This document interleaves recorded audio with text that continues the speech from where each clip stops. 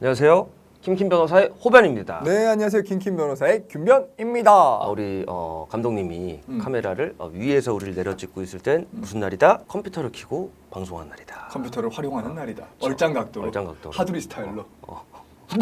그거 알아요? 알죠. 하두리 전설적인 샷들 많잖아요. 그러니까요. 난 그건 안 해봤어요. 근데. 안 해봤어요? 난 어렸을 때부터 그렇게 뭐 이렇게 찍고 하는 거 안 좋아해가지고. 아, 진짜? 초등학교 때부터 어디 가족 여행 가면 뺀질대면서 사진 찍다 그러면 도망가고. 튀고? 응. 난 사진 찍는 거 좋아했는데.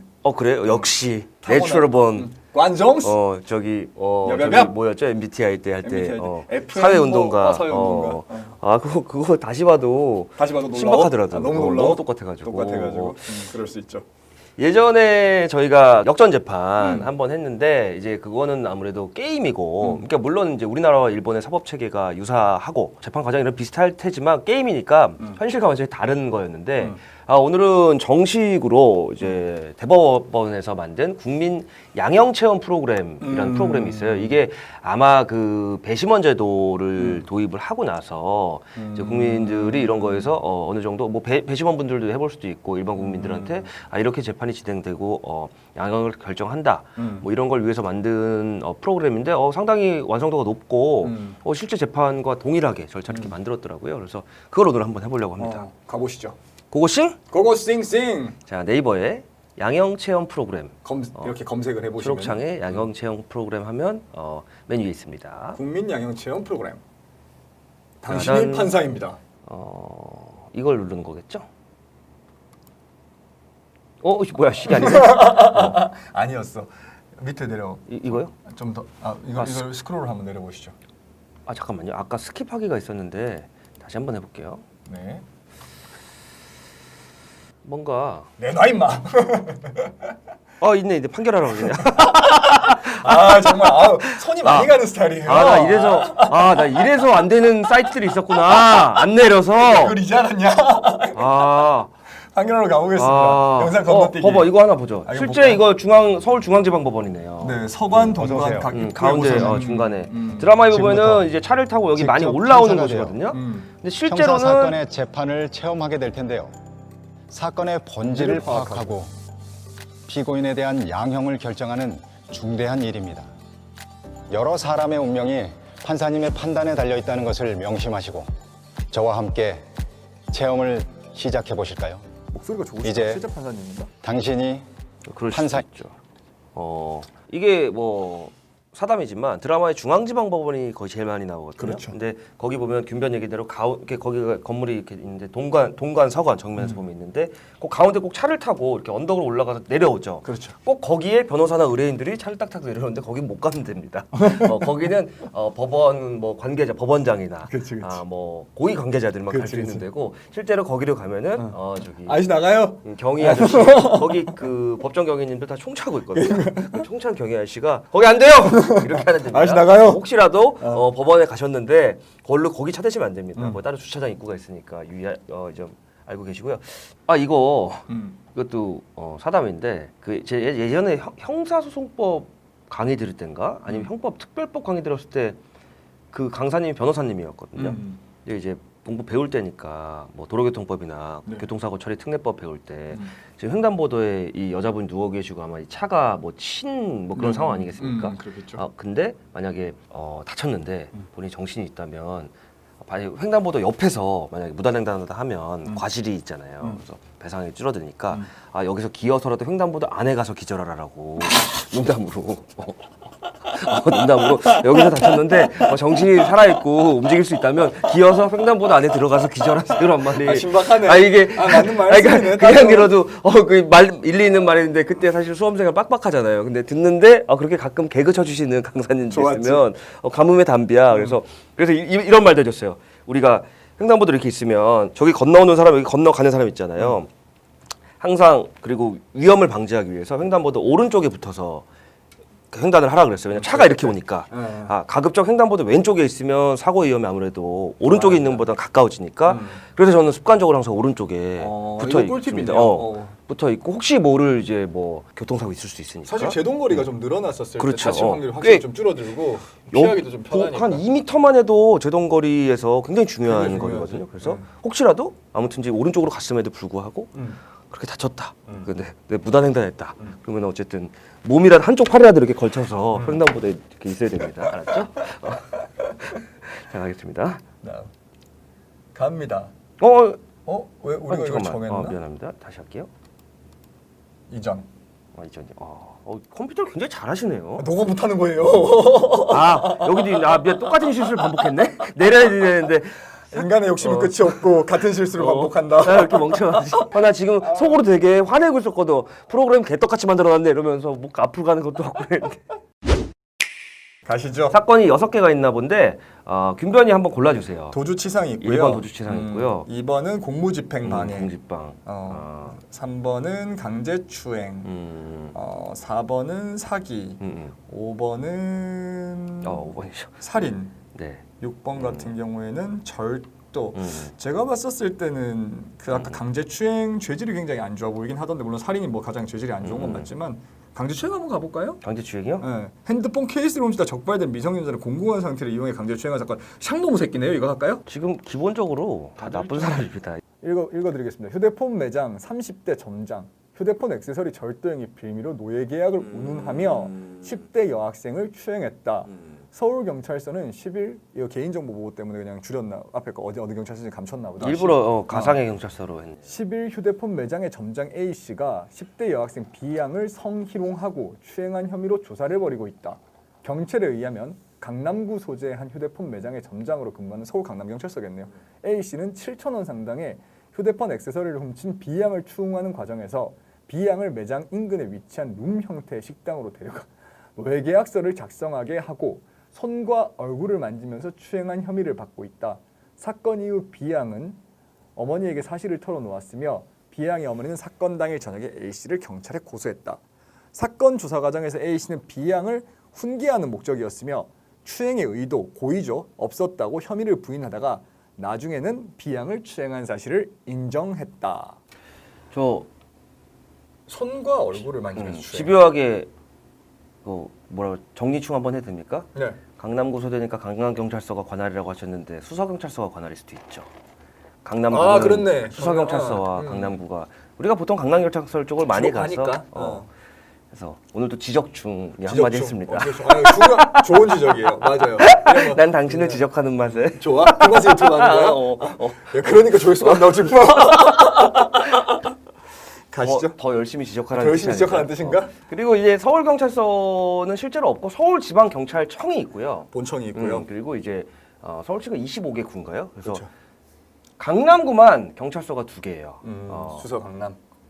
종로도 2개인가? 종로 중부경찰서 있고 중부경찰서 있고. 중부경찰서 있고. 그러니까 구마다 2개 경찰서가 2개 있는 데도 있죠. 있고 대부분 하나가 있습니다. 그렇죠. 그래서 일부러 여기는 이제 특정 경찰서라고 하는 거를 이제 안 거지. 감춰놨네요. 자, 언론이나 기타 미디어를 통해 위 사건을 접하였을 경우 적정한 형량이라고 판단되는 항목을 선택해 주세요. 이거는 감독님들한테 해보자. 선택권을 드리는 게 어때요? 비법조인인 감독님들한테 자 알려드리겠습니다. 두 분 다 벌금, 집행유예, 징역 1년 이하의 실형, 징역 1년에서 3년까지의 실형, 징역 5년 초과 5년 이하의 실형, 3년 초과 5년 이하의 실형. 3년 초과 5년 이하의 실형, 징역 5년 초과.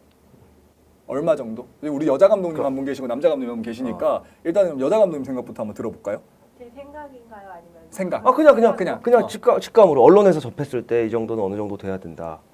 그냥 뭔가 생각은 더 높아야 될 것 같은데 그냥 제 여러 가지 그냥 종합적으로 그러면 감독님. 1년에서 그 3년? 1년에 3년. 3년. 감독님은요? 저도 1년에 1년 이하? 1년에서 3년 사이? 네, 1년에서 3년. 그 정도? 오케이. 대중들이 생각하는 것은 어. 뭐 두 분밖에 없지만 그래도 우리는 아니 왜 100분 다 불러 감독님들? 다 불러? 이거 프리던터 진짜고? 식구들 다 불러? 집행유예를 이제 대부분은 아실 텐데 막연하게 아시는 분도 계셔서 이제 선고형 이제 최종 판사가 선고하는 이제 판결문에 적시되는 이제 선고형이 벌금 500만 원 이하이거나 징역 3년 이하인 경우에는 형의 집행을 유예할 수 있다. 근데 이런 거죠. 집행유예 1년 아니 징역 1년에 집행유예 2년이면 실제로는 1년을 살아야 되는데 이 판결 확정 시부터 2년 동안 별다른 사고를 치지 않고 성실히 살아가면 1년 선고했던 거를 면제해준다? 없는 셈 쳐줄게. 없는 셈 쳐준다? 근데 정가는 정가입니다. 남는다. 남는 거고 2년 안에 범죄를 저질러서 금고 이상의 형이 확정돼서 집행유예 기간 안에 그러면 이제 집행유예 취소 사유가 되는 거죠. 집행유예 결격 사유가 몇 가지가 있는데 그게 이제 해당해버리게 되면은 집행유예 기간 안에 이제 그런 행위를 저질렀었을 때 바로 1년간 이제 살아야죠. 가서. 살아야죠. 돌아가서 가야지. 살아야죠. 그래서 되게 이런 분들도 있어요. 뭐냐면 징역 1년에 집행유예 2년인데 그 안에 다른 재판이 또 걸려버려가지고 뭐 또 같이 살고 막 이런 경우 그래서 막 누적되는 거죠. 뭐 뒤에가 2년에 3년이면 합쳐서 그렇죠. 3년 살아야 되는 거 그렇죠, 이런 식이 그렇죠. 돼버리는 거죠. 이게 소급해서 될 수도 있고 이제 여기 나와 있는데 징역 1년에 집행유예 2년이면 이게 징역 1년의 집행을 2년 동안 유예하는 게 맞고 1년을 살고 실제로 그 교도소에 살고 나서 2년을 유예해 주는 게 아닙니다. 그렇죠. 이거는 체험정 형량은 저희는 지금 하지 않을게요. 오늘 하실래요? 해야 되는 거 아니에요? 해야 넘어. 해야 넘어가? 컴퓨터 왜 이렇게 못해요? 이거 좀 살려줘. 야, 너 컴퓨터, 야, 너 큰일이다, 너야. 야, 다음 버튼에 불이 안 들어오잖아, 친구야. 미안해. 이거를 마우스를 내가 할게. 미안해. 가져와. 내가 주제를 모르고 너무 나댔네. 아니 나는 지금도 그 한글 파일로 표 만들 줄 알거든요. 그것도 이제 변호사 되고 이제 만든 거예요. 엑셀 할 줄 아세요? 엑셀 옛날에 대학교 때 배웠는데 몰라요. 엑셀 모르고 그 한글표 만들 때 그것도 이제 월급쟁이 변호사 할 때 우리가 준비 서면에 표 넣어야 되는 경우가 넣어야 많잖아요. 되는 거 그건 알아. 컨트롤 엔티 누르고 이렇게 하는데 아직도 앞에가 이 세로 줄인지 가운데인지 몰라서 항상 시행착오를 해. 뭐가 뭐였더라. 그래서 컨트롤 엔티까지는 알아. 그리고 나서 이것도 안 돼, 저것도 안 돼. 그럼 그려서 자루에 이렇게 자루에서 30cm 잘 써봤어요. 난 아직도 써. 이렇게 써. 이렇게 한 다음에 우리 직원분한테 거의 뭐 머쓱한 표정으로 참 변호사님이야, 정말 참 변호사. 미안한데 참바다 씨처럼. 보통 60대 넘은 변호사님들이 그러거든요. 그래서 아니 죄송해요. 옛날에 미안한데 그리고 지금은 소장을 컴퓨터로 쓰잖아요. 근데 예전에 옛날에는 컴퓨터를 또 못하는 변호사님들이 타작이- 많았어요. 타작이 맞아, 하거나 맞아. 아니면 손으로 소장. 맞아. 진짜로. 예전에 변호사님들 손으로 쓰시는 분. 우리가 현역 처음에 들어왔을 때 필드 왔었을 때도 실제 쓰는 분들 아직 남아 계시는 분들도 있었어. 그래요? 있었어 진짜로. 아니 근데 그런 분들이 직원분들이 쳐주잖아. 그때는. 그치 근데 그때만 해도 2012년에 그렇게 해서 내면 안 되죠. 판사 뭐라 그러지. 소장 내는 사람 있었던 것 같아. 그거 진짜 특이한 분인데. 나 실제로 그러면? 봤었는데. 법무관 할 때? 법무관 할 때. 염세가 좀 있으셔서 그래서 근데 글자 완전 잘 써. 그러면은 또 소장 그래가지고 한자 되게 많이 쓰시고 한자 한자 중간에 나 유식하다. 그리고 비하하는 거예요? 그 변호사님? 아니요. 잘난 척하자고? 아니요. 아니, 유식하신다. 칭찬이야. 그 타작이 있을 때 타작이 오타나면 요즘처럼 수정이 안 되잖아요. 오타나면 이제 골 때리는 거야. 하나 두 개는 괜찮은데 치고 나니까 오타날 때 있잖아요. 그럴 때 얼마나 힘들었을까? 힘들었지. 그죠. 그러니까 사실은 이제 한글이나 워드 프로그램이라는 게 정말 삶의 질을 몇 단계 격상시켰다라는 그렇지. 것 같아요. 왜냐하면 우리 초등학교 다닐 때 중고등학교에 90년대 다녔는데 그때만 해도 잘 없었잖아요. 막 도입돼서 그 도스 쓰고 막 그럴 때 아니야. 그렇지. 그래서 그때는 뭐 당연히 숙제하면은 무조건 숙이지. 그렇지, 근데 숙이지. 그런 게 있어가지고 아무튼 그랬습니다. 컴퓨터를 맡기겠습니다. 네, 제가 하도록 하겠습니다. 도저히 속 터져서 못 근데 맡기겠습니다. 이렇게 능수능란하게 컴퓨터를 다룰 줄인지 몰랐네요. 나도 컴퓨터 원래 되게 못하는데 친구가 진짜 못하는 것 같아요. 아 이상하다. 왜 계산이 안 맞지 자꾸. 사건 현장이네. 이분이 범죄자 아, 대역이신가 진짜. 보네. 30대예요? 우리보다 최소 동갑이거나 걸리기만 해봐 어리다 주시면 건데. 형이야 형. 내가 봤을 때. 이게 몇 번째야 이게. 씨. 누가 자꾸 뭘 훔쳐가는구나.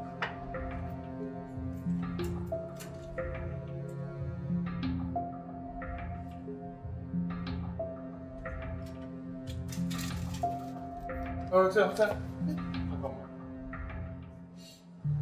밑장을 빼다 걸려버렸다.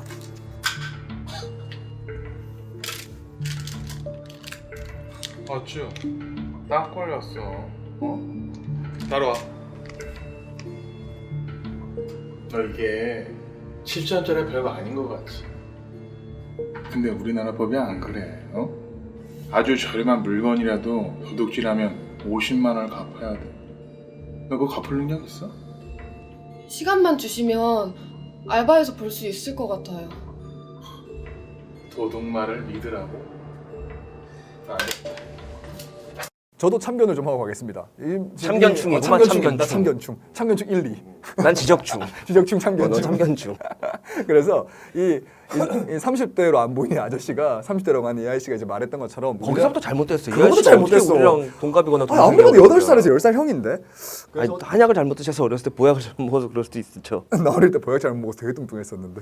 자 어쨌거나 그래서 이 아저씨가 말을 하는 것처럼 뭐 아무리 작은 물건을 훔쳐도 우리나라 법에서는 50만 원 이상을 50만 원을 배상해야 된다라고 말을 하는 거는 말이 안 되는 이야기고 민사적으로 손해를 입은 부분에 대해서 가서 보상을 할 수 있는 부분이고 형사적으로 만약에 형사 합의가 필요하다고 하면 그때 가서 뭐 합의금은 서로 조정을 하는 거지만 법적으로 무조건 50만 원을 갚아야 되는 게 말도 안 되는 소리인 거죠. 뭐 절도죄 형량은 뭐 타인의 재물을 절취한 자는 6년 이하의 징역 또는 1천만 원 이하의 벌금에 처하는데 이 지금 학생이 10대라고만 아까 돼 있었는데 고등학생 정도로 보이거든요. 14세 이상은 형사비용자는 아닌 확실하로 걸 거예요. 14세 이상은 된다고 저희가 전제를 하고 봤을 때는 소년범에 해당이 되고 일단은 이거를 이제 바로 뭐 검찰 통해서 법원으로 기소하지 않고 소년 사건으로 분류가 돼서 그럴 가능성이 크죠. 그렇게 되는 사안이라고 봐야 되고요. 그리고 뭐 이제 소년범 중에서도 이제 사안이 중대하거나 뭐 금고 이상의 형의 뭐 처할 뭐 또 중범죄 같은 경우는 이제 일반 형사 사건 절차로 회부하기도 합니다. 근데 이 사건은 뭐 그럴 사건은 아닌 것 같고요. 그래서 자범이라서 아저씨가 그러니까 이 학생이 절도한 거를 빌미로 해서 물론 절도는 나쁜 겁니다. 나쁜 이 거죠. 학생 나쁜 건데 그건 정당화 될 수 없죠. 근데 이건 정당화 될 수 없는데 이 아이씨가 지금 하는 행위 자체는 그럼요. 어떻게 보면 이건 정말 뭐 협박이나 공갈이 될 수 있는 그런 부분이 그런 거죠. 이제 우리가 소위 맞을 짓을 해서 때렸다고 해서 말도 안 그게 되는 정당화되는 건 아니잖아요. 그러니까요. 그래서 그런 거는 이 아저씨가 지금 뻥카를 세게 치면서 그러니까 겁을 주고 있죠. 그러고 있죠. 근데 앞접시는 또 음식을 시켜 놔줬는데 이게 밥이 들어가겠어요 이 상황에서? 그러니까. 밥이 안 들어가겠죠. 밥이 코로 들어가요, 어디로 들어가요? 화면이 너무 변나 보다. 그래서 세팅했나 커피는 또 봐요. 시켜줬네요. 그러니까요. 아마 여기는 카페 베네가 아닐까. 심지어 아까 룸술집이라 그랬어. 이게 이 룸일 수도 있죠. 그 술집에 미성년자 데리고 갔다는 거 아니야? 창놈 새끼네 진짜로. 이미 맞아 술집이라 그랬죠. 그러니까 가시죠. 자 가겠습니다. 여기다가 이름, 학교, 전화번호, 주민번호 써. 그리고 노예계약서라고 들어봤는지 모르겠는데 그것까지 쓰면 내가 좀 선처해줄 의향이 있는데 노예 계약서요? 뭘 그렇게 놀래. 예전에 너처럼 걸린 애는 노예계약서 쓰고 알몸 사진 찍어갖고 핸드폰까지 보내면서 선처를? 결의를 보여 선처를 했지. 그건 좀... 야, 그러고 보니까 너 이쁘게 생겼다. 아저씨 제발 보내주세요. 가기는 어딜 가? 내가 기회를 줬으면 이용할 줄 알아야지. 네가 잘못 까먹었어? 그 사건 당일 저녁에 제 경찰서로 학생 어머니랑 피해 학생이랑 같이 오셨더라고요. 그래서 피해 학생 어머니 뒤에서 그렇게 긴장한 상태로 서 있었고 저희가 무슨 일로 오셨냐 하고 여쭤보니까 자기 딸이 오늘 나쁜 일을 겪었다 그러면서 핸드폰 가게 점장을 처벌하고 싶다 그러더라고요. 그래서 저희가 다음날 피해자를 불러다가 조사를 해보니까 처음에는 혐의를 완강히 부인하더니 나중에는 자백을 했습니다. 마우스 내놔. 네. 자, 사건 영상은 이랬고요. 정리하면 이 짧은 영상 안에도 여러 가지 범죄 행위들이 많이 담겨 있네요. 이건 뒤로 가면서 저희가 또 말씀을 드릴게요. 양형 조건을 먼저 한번 볼게요. 우선 적용할 규정을 보도록 하겠습니다. 원래 어떤 뭐 사건이 시작됐었을 때는 어떤 범죄를 저질렀다. 이건 결국 법을 위반했다는 거기 때문에 그렇죠. 형법이나 뭐 특별법을 위반했다는 거기 때문에 관련 법조가 뭔지를 찾는 게 가장 중요한데 네. 아동 청소년의 성보호에 관한 법률, 우리가 보통 아청법이라고 이야기하는 거죠. 그 아청법에 대해서 강간, 강제추행 등 청소년에 대해서 형법 제 298조의 죄, 이게 강제추행이죠. 강제추행이거든요. 형법상의 일반 강제추행. 죄를 범한 죄는 2년 이상의 유기징역 또는 1천만 원 이상 3천만 원 이하의 벌금에 처한다. 2년 이상의 유기징역 들어갑니다. 그리고 형법 같은 경우는 298조는 아까 호배님이 말씀하신 것처럼 강제추행인데 10년 이하의 징역. 그러니까 이거는 10년 맥스가 10년이라는 거고 강제추행은 청소년에 대한 강제추행이나 강간 같은 경우는 맥스가 30년 그리고는 가중되면 50년까지 갈 수 있다는 이야기죠. 그렇습니다. 그러니까 이게 더 약한 게 위에 게 약한 거 아닙니까라고 오인하실 수 있는데 그건 아닙니다. 2년 이상으로 위로 열려 있는 거고 이거는 이제 일반 형법의 일반 강제추행은 10년 이하로 하는 거니까 30일 이상 10년 이하. 이 사건은 이제 아동 청소년에 대한 강제추행이 적용되는 거죠. 그렇죠. 제일 먼저 그걸 이제 그 수사기관이 죄명을 정해서 적용할 법률을 정하죠. 제가 봤을 때 공갈이 들어갈 수도 있고 협박이 들어갈 수 있고 강요가 들어갈 수도 있는데 이건 이제 일반 분들이 하시기 편하게 하기 위해 가지고 그냥 가장 큰 죄인 이 부분만 이제 검토를 하시는 것 같습니다. 진짜 법복이고 실제 벌써 재판 시간이군요. 검사와 변호사가 각각 어떤 논리로 판사인 저희들을 설득할지 궁금하군요. 가시죠, 판사님. 판사님이 아니셨나요? 판사 법복인데요, 이거는. 그렇네요. 그러니까 판사님이 맞으신데 부장 판사님이시고 좌배석 우배석한테 이제 우리가 좌배석이나 우배석인가? 지금 이 사건은 참고로 이제 합의부 사건입니다. 아청이고 형량이 이제 2년 이상인 사건이어서 기본적으로 3명의 판사가 재판부를 구성해서 심리하는 사건입니다. 재판 실제 법정이네요. 실제 법정, 중앙지방법정이에요. 실제 법정 실제로. 썰좀 풀까? 이게 실제 법정이고요. 이거는 중앙지방법원이 100% 맞습니다. 저희가 제일 많이 가는 곳이고요. 법원이고 보시면은 이제 왼쪽에 검사석 여기 이제 검사님이 계시고 검사도 통상적으로 법복을 입습니다. 그렇죠. 그 검사복을 입죠. 그렇죠. 검사복은 이제 판사복이랑 비슷하게 생겼는데 여기가 매듭이 이제 빨간색이에요. 그리고 여기에 변호인이 앉고 바로 그 옆에 피고인이 앉죠. 이제 변호사들은 보통 이제 정장을 하고 타이를 메고 가는 게 기본 매너고 여기가 증인석. 여기가 증인석이고 민사 재판은 거꾸로 이렇게 나란히 앉습니다. 여기 원고, 여기 피고. 요 법대는 똑같이 생겼고요. 그리고 여기 이제 실무관님들, 뭐 계장님들 그래서 있었던 거 변론 조서, 공판 조서를 작성하시고 여기서는 이제 그 전자 프로그램 같은 걸로 사건 이제 진행 도와주시고. 그리고 보통 이쪽에 증인석이 있거나 민사는 그쪽에 그렇죠. 증인석이 있고 이쪽에는 변호사 대기석이 또 있죠. 그렇죠. 아마 그렇게 되어 있습니다. 이제 이건 형사 법정이고 실제 법정을 그대로 실제 법정에서 촬영을 한 것이다. 그리고 이 양쪽에 비상구라고 되어 있는 부분은 판사님들이 다니시는 판사님들은, 게 일반인들은 못 들어가요.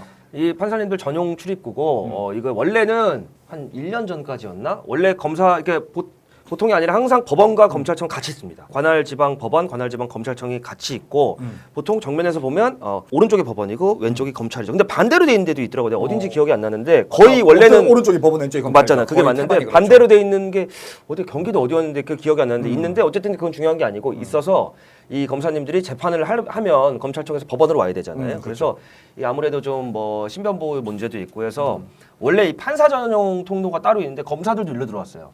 일로 들어오고 해서 마주칠 일이 없는데 작년인가부터 그런 거에 대한 좀 논의가 돼서 이건 검사들한테 특혜 아니냐. 이제 법원은 사법부고 검찰은 행정부인데 이 부분에 대한 거는 이제 검사들이 일로 다니는 게 바람직하지 않다. 그래서 요새는 검사들도 일반 엘리베이터 타고 똑같이 방청객들이나 당사자들이나 변호사들처럼 그래서 들어옵니다. 그래서 근데 저는 약간 그런 거에 있어서는 그게 뭐 엄청난 특혜라고는 생각은 개인적으로는 안 하고 혹시라도 좀 강력 사건이나 뭐 정치적인 굉장히 논쟁이 있는 사건에 있어서 신원을 보호하는 차원에선 저는 법관 통로를 이용한다는 게 그렇게 일반 국민의 법감정에 어긋나거나 난 개인적으로는 나도 그렇게 생각해. 왜냐하면 검사 같은 경우는 그냥 단순히 피고인을 기소하거나 이런 문제가 아니라 공익의 대변자이기 때문에 그런 부분들은 조금 후배가 의견을 동의를 하고 이쪽에 양쪽 끝에 여기 글자 있는 이쪽 부분에 이랑 이 반대쪽에 또 검사석 옆으로 보면은 구속된 이제 그렇죠, 피고인들이 다니는 통로가 있습니다. 그래서 따로 이렇게. 여기서 선고를 딱 받다가 이제 이걸 원래 들어왔던 일반인들 가는 구멍으로 나가느냐 입구로 아니면 그렇죠. 고개를 떨고 법정구색돼서 이 안으로 들어가느냐. 그때 이제 교도관님들이 이렇게 두 분이서 옆에 와서 수갑을 다시 채우고 참고로 구속된 피고인들은 대기석, 그러니까 구치소에서 출발해서 후송버스 타고 여기 올 때까지 수갑을 다 차고 있고 여기 법대에 쓸 때 그때는 수갑을 풀어줍니다. 풀어주고 다시 재판 끝나고 나갈 때는 수갑을 다시 채우고 나가고 그렇게 합니다. 자, 그럼 또 계속 가겠습니다. 재판 시작하겠습니다. 검사는 공소 사실의 요지를 진술하십시오. 피고인은 자신이 점장으로 있던 휴대폰 판매점에서 도둑질을 하다가 적발된 피해자의 처지를 악용하여 노예계약서를 작성케 하고 손과 얼굴을 만지는 등 강제추행한 사건입니다. 변호인 변론하십시오.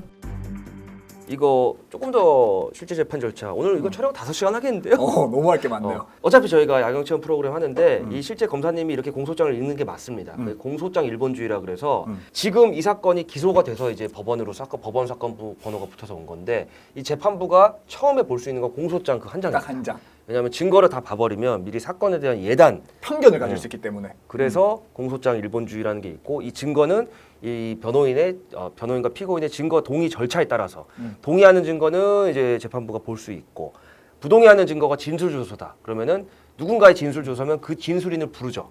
검찰이 불러야 되고 거기서 물어보죠. 물어보고 그리고 나서 거기서 이제 진술인이 실제로 진술한 게 이 진술조서 내용대로 기재가 작성이 되어 있다라고 하면 이제 그걸 증거로 쓸 수 있는 거죠. 네, 맞습니다. 피고인이 거부하더라도. 네. 그래서 이제 공소장을 검사가 모두 진술을 하고 이제 읽는 겁니다. 읽는 거고 그러면 이제 그다음 순서는 이제 판사가 이제 변호인한테 공소 사실에 대한 입장을 밝혀라. 인정하는지 안 하는지. 인정하는지 부인하는지. 그걸 하시는 겁니다. 이제 변호사님이. 피고인이 순간적인 실수로 피해자를 추행한 것은 사실입니다. 하지만 추행의 정도가 약한 경우에 해당하므로 양형 기준상 특별 감경인자로 고려되어야 합니다. 재판장님, 피해자는 미성년자입니다. 그리고 피고인은 과거 몰카 범죄 등 성범죄 전과가 2회나 있는데도 또다시 이 사건 범행을 저질렀습니다. 더욱이 피고인이 운영하는 매장은 미성년자들이 많이 드나드는 곳입니다. 이번에 엄벌에 처하지 않으면 앞으로 다른 피해자가 생기지 않는다는 보장이 없습니다. 과거의 전과는 벌금형을 받은 경미한 사안이었고 범행 내용도 본 사건과는 매우 다릅니다. 요즘 몰카가 얼마나 국민적인 공분을 받는 범죄인지 모르십니까? 저희는 지금 몰카 범죄의 유무죄를 따지러 나온 게 아닙니다. 중요한 것은 모두 성범죄라는 사실입니다. 지금 피고인은 미성년의 피해자에게 노예계약서를 요구하면서 추행하여 큰 정신적 충격을 가했음에도 불구하고 진정 어린 반성과 피해 회복의 노력은 하지 않고 발뺌하기에만 급급하므로 엄벌이 필요합니다. 재판장님, 피고인은 자신의 실수를 충분히 인지하고 있고 더욱이 피고인의 어머니와 아내가 피고인의 선처를 구하는 탄원을 하고 있습니다. 또한 피고인은 가장으로서 자녀들을 부양하고 있다는 점을 간과하지 말아주십시오. 피고인은 응당한 죗값을 치러야 합니다.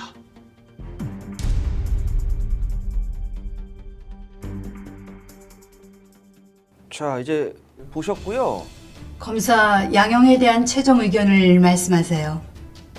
피고인은 나이 어린 피해자를 상대로 노예계약서를 쓰게 하고 얼굴과 손을 추행하는 등 죄질이 매우 불량합니다. 게다가 피고인이 범행을 진지하게 반성하지 않고 있고 피해자의 피해가 회복되지 않고 있습니다. 이런 점을 고려하여 피고인을 법정형과 양형 기준의 범위 내에서 엄벌해 주시기 바랍니다. 또한 피고인이 과거 몰카 범죄 등으로 처벌받은 성범죄 전과가 있음에도 또다시 성범죄를 저지른 점을 고려하면 재범의 우려도 높으므로 성범죄 재범 예방에 필요한 부수 처분을 함께 명하여 주시기 바랍니다. 변호인도 양형에 대한 최종 변론을 하세요. 피해자의 절도가 이 사건의 발단이기는 하지만 피고인은 피해자 및 피해자의 어머니에게 수차례 연락을 취하는 등 이번 사건에 대한 본인의 책임을 인정하고 자신의 잘못을 사죄하였습니다. 그리고 이러한 사건이 발생하기 전까지 피고인은 주변 사람들과 아무런 문제 없이 자신의 점포를 성실하게 운영하는 선량한 시민이었으며 사건 발생 당시 피해자가 물건을 훔친 행위를 적발하는 과정이라는 이례적인 상황 역시 고려되어야 할 부분입니다. 이러한 사정과 추행의 정도가 약하다는 점을 종합적으로 고려할 때 피고인은 양형 기준의 감경 영역에서 허용하는 최대한으로 가볍게 처벌되어야 할 것입니다. 피해자 변호사, 최종 의견 진술해 주세요. 피고인의 범행으로 나이 어린 피해자는 성적 수치심과 혐오감을 느꼈고 정신적으로 큰 충격을 입었습니다. 피해자는 사건 이후 제대로 된 식사를 하지 못해 몸이 약해졌을 뿐만 아니라 피고인과 같은 외향의 성인 남자만 마주쳐도 심장이 두근대고 사건의 장소 근처로는 지나치지도 못할 정도로 일상적으로 큰 고통을 겪고 있습니다. 더욱이 이러한 피해는 미성년자인 피해자가 앞으로 건전한 성적 가치관을 형성하는 데 악영향을 초래할 것이기에 더욱더 심각한 것으로 보입니다. 부디 피고인을 엄벌에 처해 주시기 바랍니다. 피고인 최후 변론 하세요. 우선 의도는 아니었으나 저로 인해 마음에 상처를 입은 학생에게 미안한 마음을 전합니다. 참견준장님 참견하겠습니다. 우선 의도는 아니었으나 이거는 정말 전혀 할 필요가 없었던 말인 것 같은데 이걸 하는 바람에 제가 봤을 때 형량에서 판사님에게 약간 이런 반성의 의도가 안 보이잖아요. 그리고 일단 네. 약간 미소를 살짝 띄었거든요. 거기서 이제 확 깎일 것 같아. 일단 요건 봅시다. 봅시다. 요것만 잠깐만. 오케이요. 하지만 한 가지만 알아줬으면 좋겠습니다. 절도를 저지른 학생이 반성하지 않는 것이 괘씸했지만 가정 형편이 어려운 것 같아 밥이라도 사주면서 앞으로 그렇게 하지 말라고 훈계하고 싶었던 건데 그 과정에서 잘못된 행동을 한 것 같습니다. 의도한 건 아니었고 그렇게 큰 죄가 되는지도 몰랐습니다. 제가 그전에 미처 생각하지 못했던 잘못이 있다면 모두 반성하고 자숙하도록 하겠습니다. 저도 자식을 키우는 아버지이고 가족을 부양해야 하는 가장입니다. 부디 저의 뜻과 처지를 헤아려 주십시오. 이제 한번 드릴 말씀이 많은데 순서대로 할까요? 순서대로 아까 가보죠. 네. 공소장 읽었고 기본적으로 뭐 변호인도 이제 모두 진술을 했죠. 그리고 뭐, 죄는 인정을 하고 있으니까 일단 자백 사건인데 자백 사건이라고 하면은 보통은 이제 거기에 대해서 양형을 다투는 부분으로 들어가는 거거든요. 그러니까 지금 모든 재판 자체가 양형에 대해 가지고 지금 이제 다투는 부분이고 이례적인 상황을 주장하면서 뭐 검사 같은 경우에 말하는 것도 이 피고인 전과가 있네요. 피고인이 과거 이제 옛날에 성범죄 이제 몰카 성범죄에서 불법 촬영죄 전과가 전과가 2개나 있고 이거는 굉장히 큰 영향을 끼칠 거예요. 형량에. 그럼요. 엄청나게. 아주 중요한 동종 전과. 그렇죠. 그리고 이제 참고로 여기서 초반에 공소장을 검사가 읽고 변호인은 이제 자백하나 이제 선처해달라는 취지를 얘기하고 다시 검사가 이제 몰카 전력을 얘기하고 그것은 뭐 과거 일이다라고 이제 법정 공방을 벌이는데 실제로는 그렇게 하지 않습니다. 기본적으로 그리고 전과 기록은 그 한 사람의 형사 사건의 그 증거 기록에 반드시 들어갑니다. 그렇죠. 들어가고 그 동종 전과 같은 범죄류의 전과인지 이종 전과 다른 류의 전과인지를 불문하고 다 들어가고. 그리고 그런 부분은 당연히 이제 그 판사도 보기 때문에 알고 있는 부분이고 변호사가 만약에 우리랑 또래라고 주장하는 이 아저씨 변호를 맡았다면 이미 변론 의견서나 변론 조지서에 다 그런 부분 썼죠. 전과를 이런 게 있지만 이러한 점은 좀 사정이 다르니까 그런 걸 서면으로 쓰죠. 그렇죠. 보통 서면으로 쓰죠.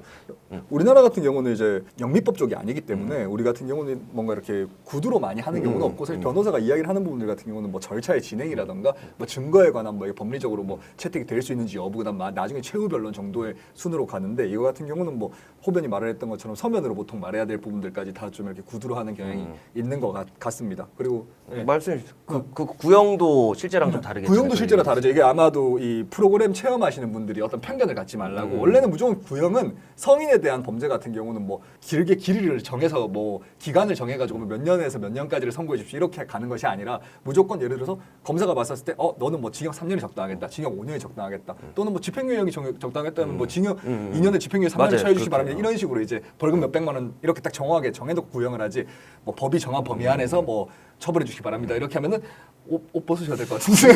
그러니까 이거 아마 그 균변 얘기대로 선입견을 안 주려고 하는 것 왜냐하면 같아요. 검사가 딱 구형 찍어가지고 그렇죠. 5년 이상으로 하면 저건 5년에 해당하는 죄인가봐라고 생각하실까봐 그렇게 한 것 같고 그리고 이제 그리고 이제 부수처분이라고 이제 본형에 이제 따라오는 부수처분이라고 해서 성범죄 같은 경우는 뭐 보호관절 처분, 뭐 전자발찌 착용하게 하는 것도 있을 수 있고 신상 정보 공개 그렇죠. 등록은 무조건 해야 되고 공개 고지에 대해 가지고는 이걸 면제할지 말지 뭐 그 정해야 되는 부분일 거고. 그것도 이제 사실은 그 검사님이 정확히 특정해서 얘기해야 되는데 좀 복잡하니까 이렇게 하고 성범죄 신상 정보 공개랑 고지에 대해서는 한번 좀 말씀해 주시죠. 일단 우선에 성범죄를 저지르게 되면 법에서 다 등록하게 되어 있거든요. 그럼 국가가 관리하는 그 데이터베이스에 등록이 되는데 등록이 되고 거기에 대해 가지고 이제 공개가 있고 고지가 있는데 공개보다 고지가 좀 더 세죠. 공개 같은 경우는 쉽게 말씀을 드리면은 우리가 성범죄자 알림센터 들어가서 거기 가야 돼 우리가. 들어가 가지고 우리가 직접 넣고 쳐가지고는 찾아서 이런 성범죄자가 있구나 알아야 되는 거고 고지 같은 경우는 그 반경 그 근방에 사는 사람들한테 이 동네 이런 성범죄자가 이사를 왔으니까 하고 다 알려주는 거예요. 그러니까 공개는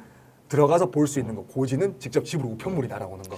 그리고 요 우리 또래라고 주장하는 이 아저씨가 나쁜 놈인 건 맞아요. 근데 이제 본형은 우리 감독님들 얘기한 것처럼 한 1년에서 3년 사이가 적당하지 않겠냐는 의견이 있었고 그와 별도로 부수 처분만 놓고 이거 약간 뭐 결론을 말씀드리자면 이거는 신상 등록까지는 되지만 신상 정보 등록은 되지만 공개되거나 고지될 정도는 아니다. 아니죠. 호변이 말씀이 정확하고 근데 다만 전과가 있는 부분 때문에 또 어떻게 될지는 모르겠어요. 그렇죠. 그 전과 사건이 어떤 거였냐, 몰카의 부분이 실제로 그때 범죄 사실 자체가 뭐였냐, 구체적으로 다 다를 수 있잖아요. 그러네요. 그 몰카범이 그 몰카 불법 촬영죄가 단순히 피해자가 소수였는지 다수였는지에 따라 다르고 그러겠네요. 예리한데요. 그럼요. 전문이잖아요, 이거. 나는 전문이에요. 그렇죠, 그렇죠. 나 지고 싶지 않아요. 근데 자기 변론을 해보자면 이 아저씨가 정상적으로 가정도 부양했고 지금 예전에 그리고 벌금형이라고 아까 변호사님이 그랬던 것 같은데 그러면은 사실 하니까 그 정도가 좀 상대적으로 경미하다라고 해서 이렇게 치열하게 우리가 법정에서 만나면 하지만 여기서 한마디만 더 드리자면 옛날에는 75%가 몰카 범죄가 옛날에 75%가 벌금형이었었어요. 맞아. 지금 같은 경우는 그 75% 벌금형이 지금은 이제 그런 것들이 실형이 나오고 있는 단계다 보니까 보니까 와 그거는 정말 당연히 맞아요. 그렇게 가야 되는 게 게 맞다고 맞는 봐요. 거고. 그리고 이거 최종 변론 이제 예전에 한번 저희가 영화 증인 리뷰할 때 그때 영화 변호인 얘기를 했죠. 거기서도 이제 변호인이란 말 자체로 아 그 사건은 형사 사건이다. 그렇다.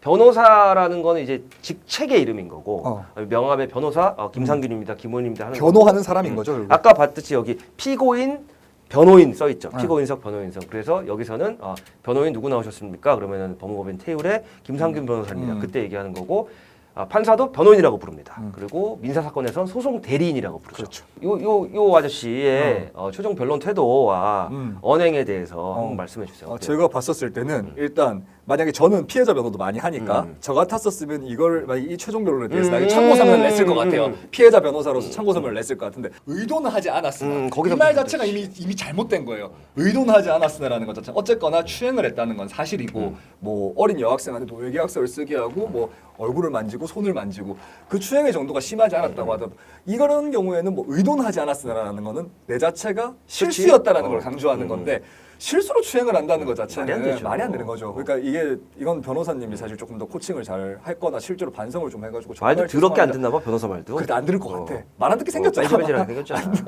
아니 근데 미안합니다. 아니 제가 너무 선입견으로 연기를 너무 잘해서 잘하셔가지고 대표님 개인적인 감정은 없습니다. 미안합니다. 그게 있고 그리고 저는 이제 판사 입장에서 그리고 피해자 변호사 입장에서 봤을 때 굉장히 잘못된 발언을 하고 있는 게 일단 첫 단추부터 잘못 말했어요.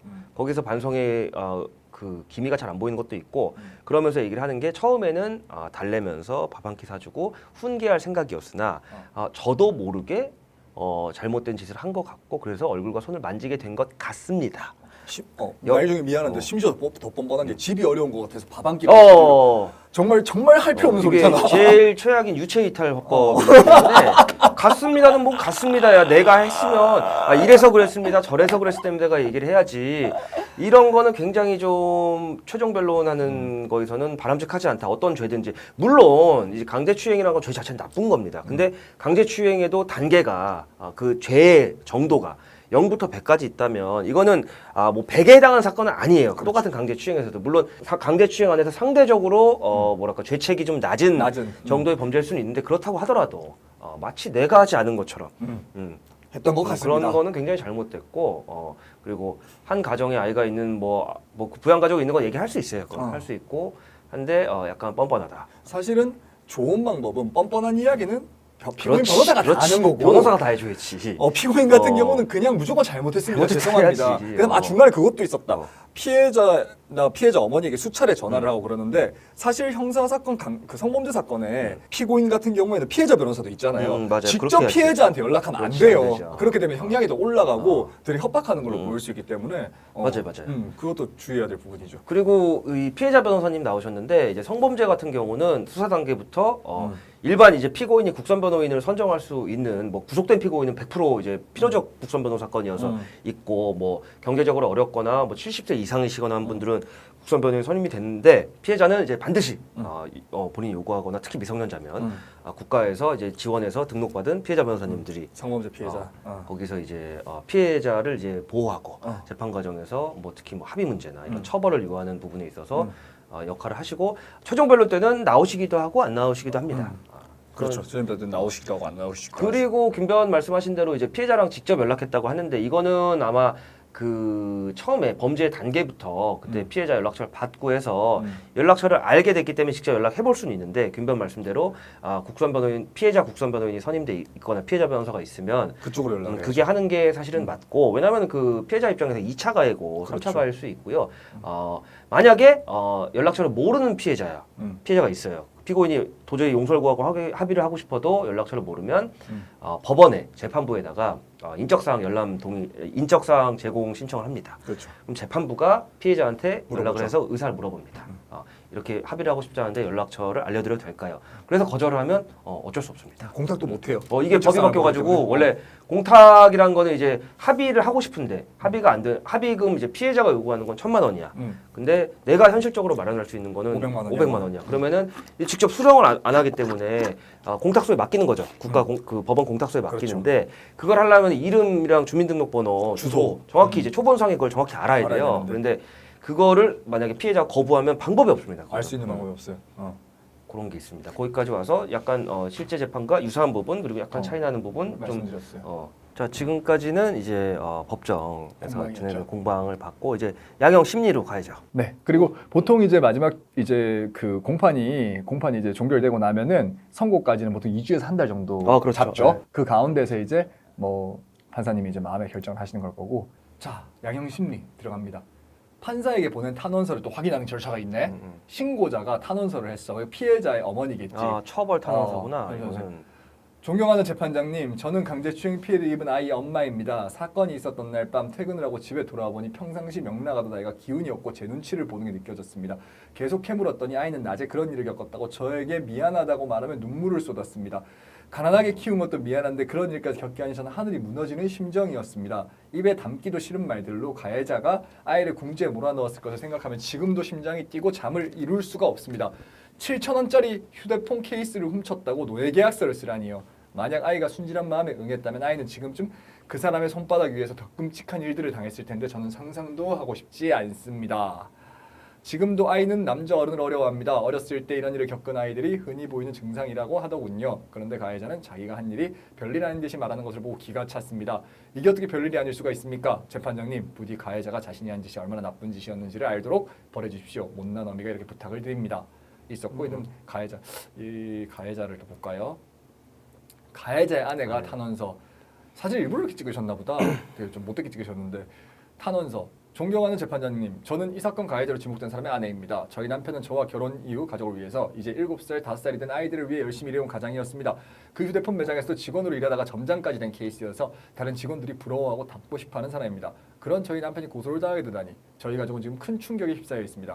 남편이 처음 경찰 조사를 받으러 다니면서 별일이 아니라고 오해가 있었던 일이라 금방 해결될 거라고 저를 안심시켰습니다. 그래서 저도 그렇게 믿고 있었는데 지금 저의 충격은 이루 말할 수 없습니다. 저희 남편은 아이들에게 무척 자상한 아빠이고 책임감 있는 가장입니다. 어제가 어린 아이들에게서 아빠를 빼앗지 말아주십시오. 부탁드립니다, 재판장님. 결국에는 한쪽은 엄벌에 처해달라, 구속해서 최대한 처벌해달라는 거고, 그 다음에 가해자 쪽 같은 경우는 또 아이들의 아빠고 생계가 달려 있으니까 구속만은 피하게 해달라, 뭐 이런 약하게 처벌해달라 이런 거겠죠. 뭐 피해자 이게 탄원서라는 게 말 그대로 탄원하는 건데 처벌을 요하는 탄원서가 있고 불처벌을 요하는 탄원서가 있는데. 피해자 어머니 입장에서는 당연히 쓰실 수 있는 내용의 말이고 뭐 가해자의 아내분도 피고인의 아내분도 이런 탄원서 쓸 수 있습니다. 이거 자체를 뭐 도덕적으로 아내 입장에서 비난할 수는 없는데 이게 좀 저 아까 그 변호인분 그분이 좀 코치를 좀 해주셨으면 좋은 게 이 내용은 다 들어갈 수 있는 내용이에요. 근데 그래도 남편의 잘못에 대해서 아내로서도 인정하고 같이 죄책감을 느끼고 그러고 있습니다. 그리고 피해자분께 거듭 죄송합니다라는 말씀을 쓰셔야. 근데 여기 사과한다, 미안하다라는 없잖아요. 말이 하나도 없으니까. 내 얘기만 하잖아. 그러니까. 그런 거는 좀 이게 일부러 양형이 좀 판단하고 이렇게 했나요? 이렇게 자, 선고를 이제 우리가 하는 건가?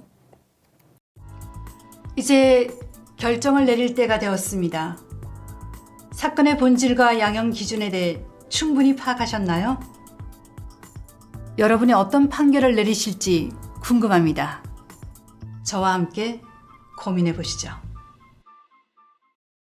자, 어떻게 하고 싶으세요? 일단은 지금 뭐 이런 것도 있습니다. 아까 구형이랑 네. 검사의 구형 네. 그리고 변호인의 최종 변론, 피고인의 최종 변론이 있는데 그걸 이제 공판을 이제 마친 다음에 결심을 하고 그리고 나서 아까 균변 얘기대로 2주에서 4주 뒤에 선고기를 따로 잡습니다.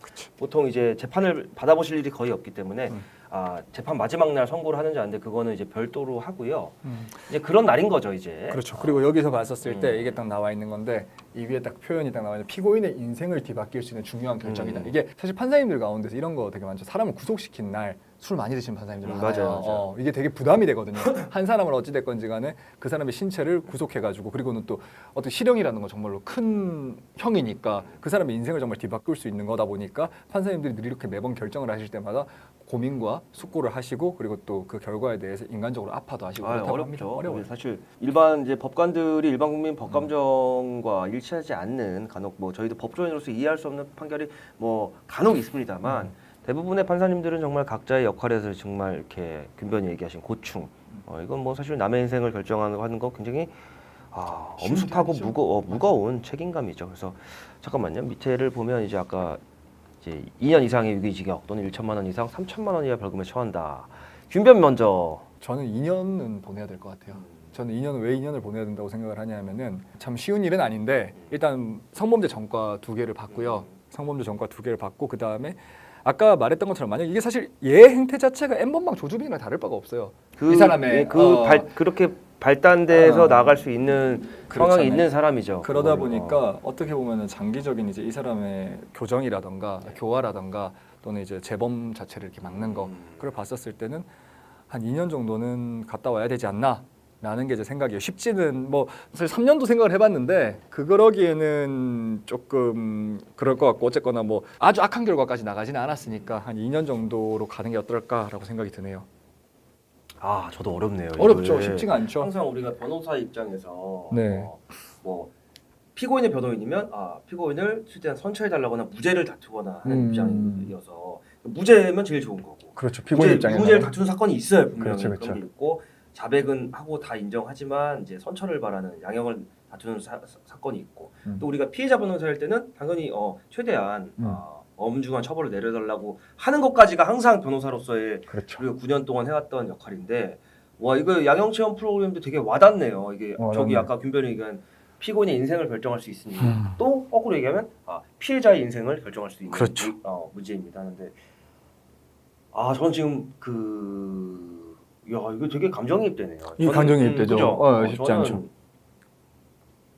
전과도 고려하고 몰카 범죄 과거에 벌금 2번 있었고 죄질이 안 좋고 하지만 또 그리고 합의를 하는 태도도 그렇죠. 전혀 반성의 기미가 사실은 합의도 안 된 것 보이진 같고 않고 저는 노예계약서를 그게 좀, 저는 노예계약서를 어머니의 탄원서를 봤었을 때 노예계약서를 안 쓴 것 같더라고요. 결국에는 안 쓴 것 같아요. 그렇다면 안 쓴 것 같다는 건 그 강요 행위 자체가 제가 생각했던 것만큼 엄청나게 뭐랄까요 강했던 것 같지는 또 않아서 그날 저녁에 아까 그 경찰관분 나오셔서 그날 저녁에 신고했대잖아요. 그렇죠. 그러니까. 저는 만약에 그 노예계약서까지 썼다고 했었으면은 뭐 3년 4년 이렇게도 생각했을 것 같은데 저는 근데 노예계약서 작성 여부보다는 일단 신고가 빨리 돼서 이거는 만약 신고가 안 됐으면은 더 큰 범죄고 형량이 당연히 더 세일 건데 저는 솔직히 마음속으로는 1년이나 1년 6개월 중에 고민을 하고 있습니다. 고민을 하고 있고 판단을 내려야 된다면 저는 1년 6개월 하겠습니다. 1년 6개월. 근데 6개월은 없네. 없으니까? 있네. 근데 우리가 하나만 입력할 수 있잖아요. 그러면은 두 개 합쳐서 평균값으로 1년 10개월인가? 1년 9개월. 9개월이구나. 1년 9개월. 이거 근데 6개월씩도 아니잖아. 그래갖고 이렇게 보통 이제 그럼 이렇게 가죠 뭐. 1년 6개월에 아니 1년 6개월로 가보죠. 2년 해요 2년. 그러면? 2년 할까요? 네, 2년으로 가죠 그러면. 먼저 말을 하셨으니까 선택권 아싸, 역시 2년으로 하고요. 뭐 대동소에 집행유예는 0년. 마이너스 0년 벌금도 범행에 취약한 피해자, 청소년에 대한 범행인 경우, 상습범인 경우 최대 2회까지 선택이 가능합니다. 유형력 행사가 현저히 약한 경우. 하나 고를래요? 내가 하나 고를게요. 알겠습니다. 저는 청소년에 대한 범행인 경우가 이게 포괄하는 의미도 될 수 있잖아요. 청소년에 대한 범행이니까 범행에 취약한 피해자 포괄해서 이게 어떨까요? 청소년. 저도 이거 합니다. 이게 그리고 판결문에 가중 요소, 감경 요소를 다 적시하게 돼 있습니다. 그래서 감경도 하나는 이제 골라야 될 것 같은데 저는 이제 추행의 정도가 약한 바로 상대적으로 약한 경우. 양형 기준표는 이제 기본이 1년 8개월에서 3년 4개월이고 감경 가중을 이제 하나씩 서로 보는 거죠. 뺀다고 치면 감경 하나 있고 가중 하나 있었으니까 하면은 이제 기본 안에 들어오는 거죠 2년은. 그리고 여기서 이제 감경을 하면 절반까지도 감경 가능한 겁니다 이거는. 그렇죠. 자, 그래서 판결 결과를 이제 보는 거죠. 모르는 거죠. 피고인에게 징역 1년을 선고합니다. 아울러 피고인에게 40시간의 성폭력 치료 프로그램을 이수하고 아동 청소년 유관기관에 3년간 취업하지 말 것을 명합니다. 양형의 이유에 대하여 말씀드리겠습니다.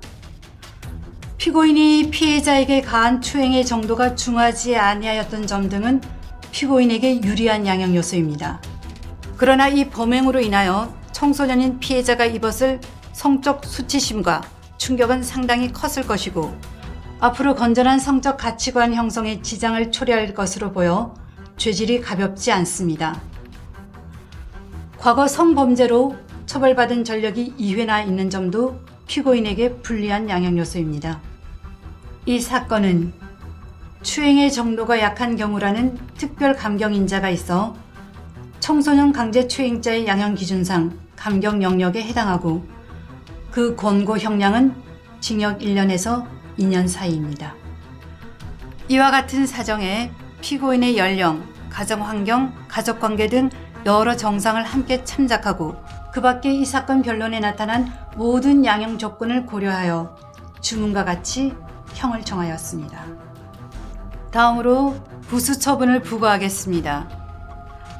아동 청소년 대상 성범죄로 유죄 판결을 선고할 경우 재범 예방에 필요한 성폭력 치료 프로그램의 이수 명령을 함께 부과합니다. 이 판결이 확정되면 피고인은 성폭력 범죄에 따른 신상정보 등록 대상자가 되므로 이름, 주민번호, 주소 등의 신상정보를 관할 경찰서에 제출할 의무가 있습니다. 사안에 따라서는 신상정보 등록 외에 성폭력 범죄의 개요 등을 인터넷에 공개하거나 유치원장 등에게 고지하기도 하지만 피고인의 경우 앞에서 본 유리한 사정들을 참작하여 공개 고지 명령은 부과하지 않겠습니다. 다만 재범의 위험성을 줄이기 위해 피고인은 이 판결에 따른 형의 집행을 마친 날부터 3년 동안 아동, 청소년 관련 기관에 취업할 수 없도록 결정합니다. 마지막으로 불구속 상태에서 재판받은 피고인에게 오늘 유죄 실형을 선고하는 이상 도주의 우려가 있다고 판단되므로 절차를 거쳐 피고인을 법정 구속하도록 하겠습니다.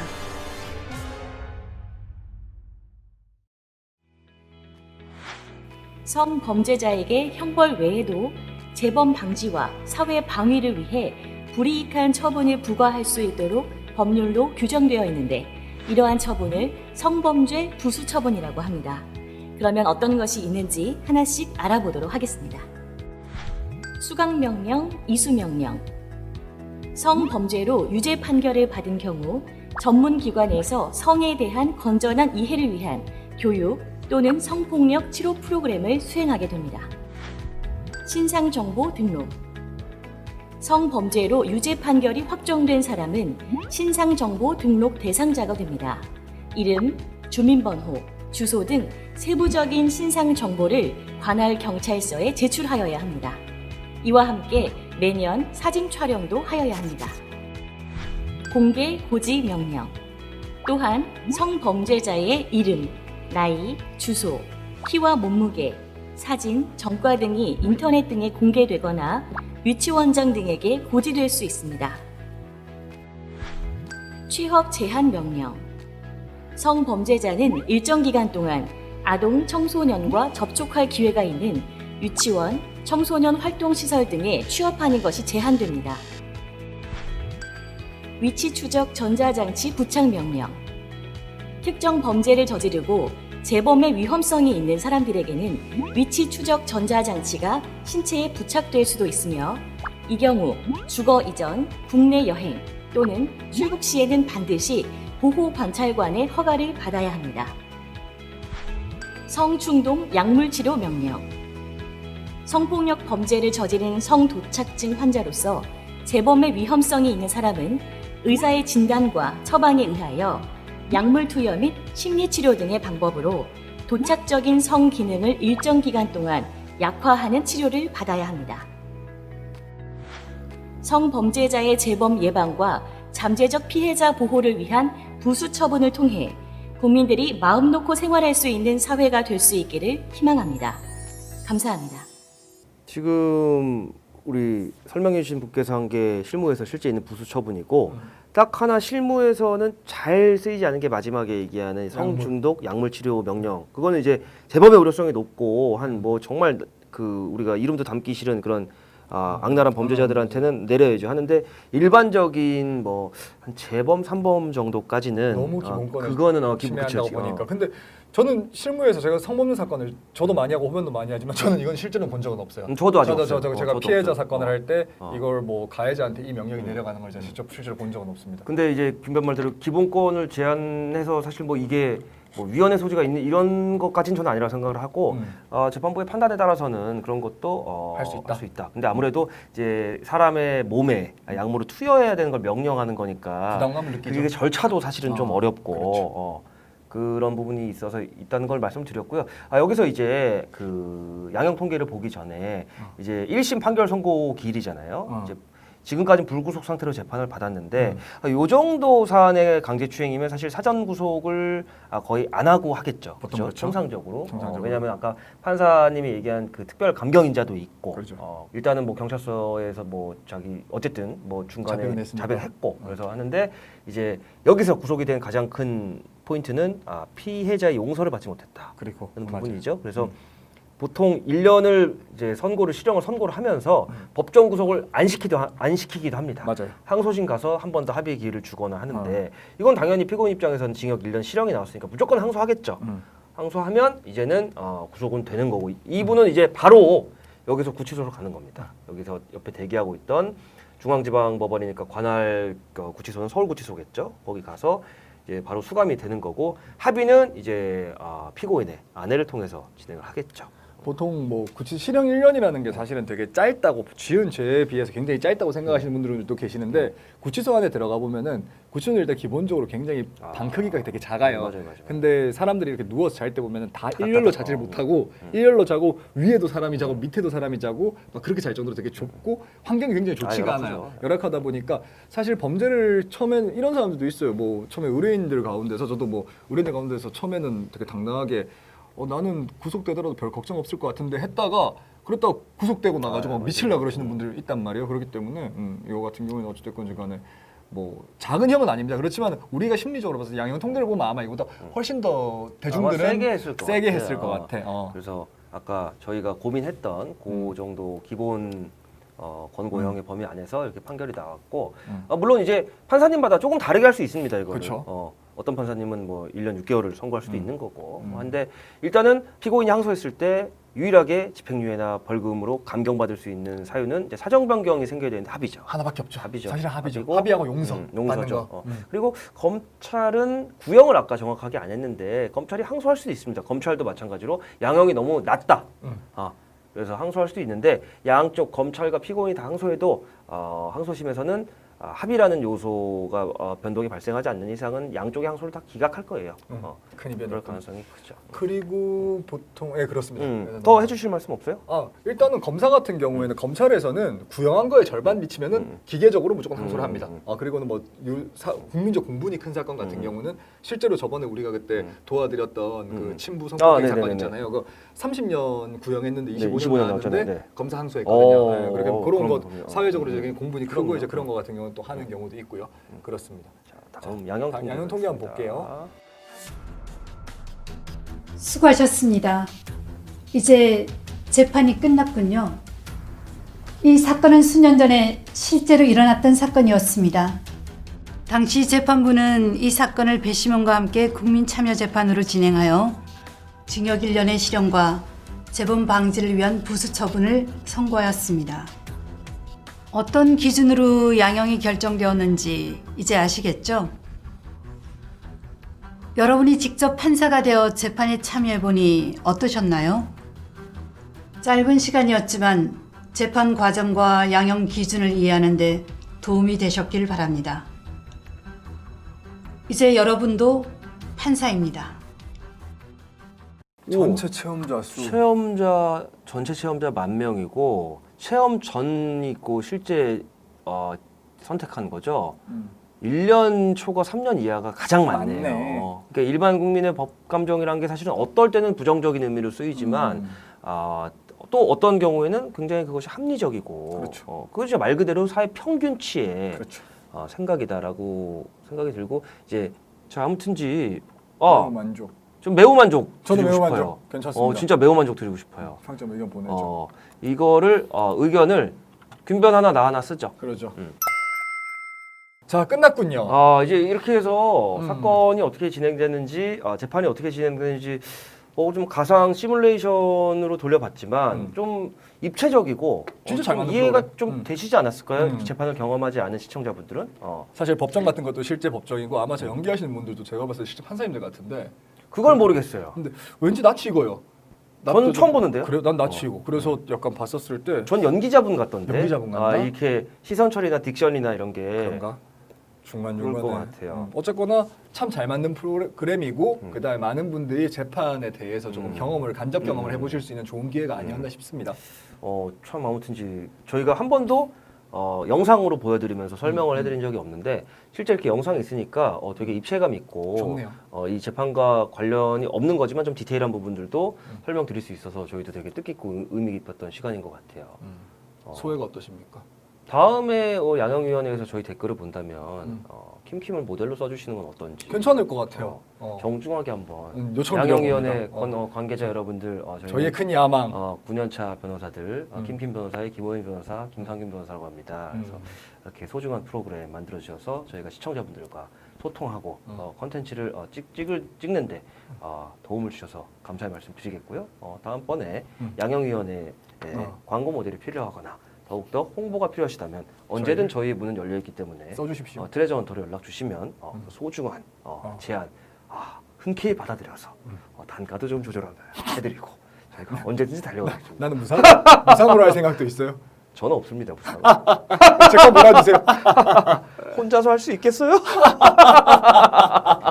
나 없으면 외로울 텐데. 아니 내 걸 몰아주라고. 몰아주라고요? 내 걸 몰아주라고. 내 광고비를 몰아주라고. 저 주시면은 제가 제 몫은 제가 갖고 김변 몫은 소중한 곳에 기부하도록 하겠습니다. 알겠습니다. 그럼 되겠죠, 여러분? 네. 아무튼 우리 시청자 여러분들도 양형 체험 프로그램 한번 가서 실제로 해보시면 좋을 것 같아요. 좋은 경험이 되실 수 있을 것 같아요. 오늘 영상은 여기까지고요. 다음번에 오늘 프로그램에 대해서 또 의견을 주실 부분이 있거나 피드백 해주실 분이 있으면 댓글 달아주시면 저희가 반영해서 또 이 다른 사건도 한번 체험을 해볼지 할지 말지를 좀 결정하는 데 큰 도움이 될 것 같습니다. 여러분 댓글은 정말 큰 힘이 되고 저희 구독과 좋아요 원동력이 됩니다. 감사합니다. 시청해주셔서 감사합니다. 끝까지 돌아오겠습니다. 감사해요. 네, 돌아오겠습니다.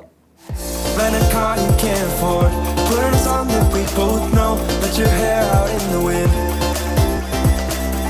Put the pedal to the floor. Flame your light, take a smoke. Put your broken rip off. Wayfarers on. Doesn't matter if the sun goes down. We'll still be up, still be up. Don't care about the place we